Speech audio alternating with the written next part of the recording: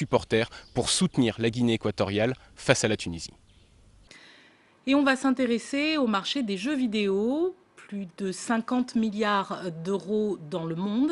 Les studios africains commencent à prendre leur marque. Après le studio Kuluya au Nigeria, Leti Games au Ghana ou encore Kola Studio en Ouganda.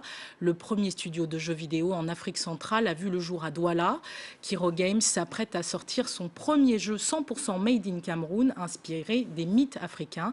C'est un reportage de Coraline Molinier.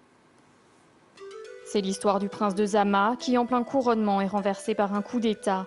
Pour l'aider à retrouver son trône, le joueur doit l'accompagner dans un parcours initiatique jonché d'épreuves rituelles. Un concept inspiré des jeux de rôle encore peu répandus en Afrique, qui entend lancer l'univers African Fantasy.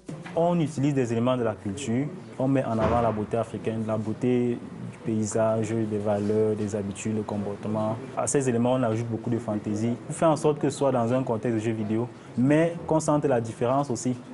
On dit ça c'est nouveau, on n'avait pas vu ça, ça c'est africain.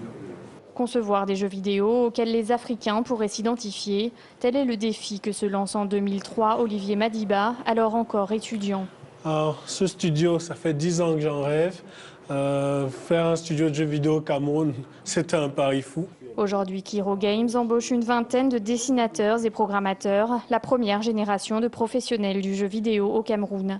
Pionnière dans son domaine, la société a pu voir le jour grâce à un modèle de financement encore rare sur le continent, l'Equity Crowdfunding, qui permet de lever des fonds auprès des internautes grâce à des plateformes numériques. C'est un modèle qui peut servir pour tous les projets TIC africains.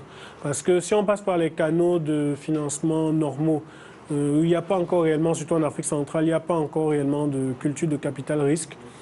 C'est un modèle qui fait que voilà, vous avez des personnes de la diaspora qui ont une vision, des personnes même d'autres pays qui veulent participer aux nouvelles success stories africaines. On a cette petite responsabilité, puis qu'on est les premiers, de se dire si on réussit, on ouvrira la voie à toute une industrie sur le continent.